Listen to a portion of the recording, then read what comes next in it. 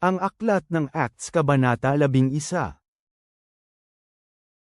Ngayon narinig ng mga alagad at mga kapatiran na nasa Judea na ang mga Gentile ay tumanggap din ng salita ng Diyos.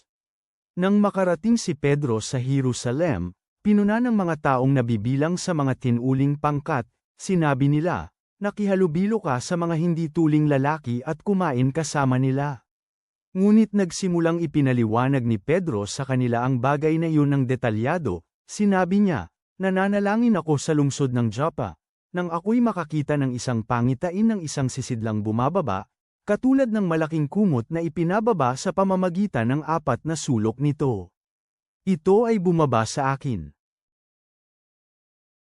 Minasdan ko ito at inisip ko ang tungkol dito.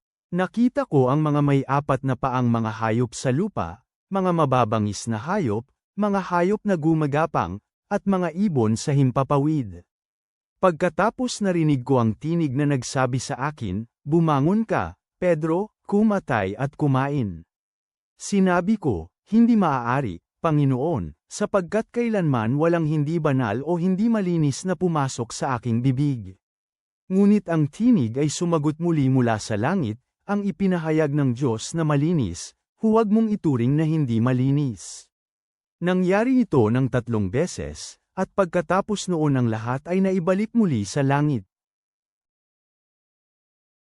At narito, agad na may 3 lalaki na nakatayo sa harap ng bahay kung saan kami naroon, sila ay ipinadala sa akin mula sa Caesarea. Iniutos ng Espiritu sa akin na sumama sa kanila, at dapat hindi ako tatangi sa kanila. Itong 6 na mga kapatid ay sumama sa akin, at pumasok kami sa bahay ng lalaki. Sinabi niya sa amin kung paano niya nakita ang anghel na nakatayo sa kanyang bahay at nagsasabing, "Magpadala ka ng mga lalaki sa Joppa at sunduin si Simon na ang isa pang pangalan ay Pedro. Siya ay magsasalita sa iyo ng isang mensahe na sa pamamagitan nito maliligtas ka, ikaw at lahat ng iyong sambahayan." Nang magsimula akong magsalita sa kanila, dumating ang banal na espiritu sa kanila, gayang nangyari sa atin noong una. Naalala ko ang mga salita ng Panginoon, kung paano niya sinabing, "Tunay nga na nagbautismo si Juan ng tubig, ngunit kayo ay babautismuhan sa banal na espiritu." At kung ibinigay ng Diyos sa kanila ang parehong kaloob na gaya ng ibinigay niya sa atin nang sumampalataya tayo sa Panginoong Jesu Kristo, sino ba ako upang salungatin ang Diyos? Nang marinig nila ang mga bagay na ito, wala silang naisagot sa Kanya. Ngunit nagpuri sila sa Diyos at sinabing, kung ganoon ibinigay din ng Diyos sa mga Gentile ang pagsisisi sa buhay. Kaya kumalat ang mga mananampalataya mula Jerusalem dahil sa paghihirap na nag-umpisa noong kamatayan ni Esteban, ang mga mananampalatayang ito ay umabot sa mga malalayong lugar ng Phoenicia, Cyprus at Antioquia. Sinabi nila ang mensahe tungkol kay Jesus sa mga Hudyo lamang, at wala nang iba pa. Ngunit ang ilan sa kanila, na mga lalaking taga-Cyprus at taga-Cyrene, ay pumunta sa Antioquia at nagsalita sa mga Gregorian at ipinang-aral ang Panginoong Hesus. At ang kamay ng Panginoon ay kasama nila, malaking bilang ang nanampalataya at bumalik sa Panginoon. Ang balita tungkol sa kanila ay nakarating sa tainga ng iglesia sa Jerusalem, at kanilang ipinadala si Bernabe hanggang sa Antioquia. Nang dumating siya at nakita ang kaloob ng Diyos, siya'y natuwa, at pinalakas niya ang loob ng lahat na manatili sa Panginoon ng kanilang buong puso. Sapagkat siya'y mabuting tao at puspos ng banal na espiritu at ng pananampalataya, at maraming tao ang naidagdag sa Panginoon. Pagkatapos nito, pumunta ng Tarso si Bernabe upang hanapin si Saulo.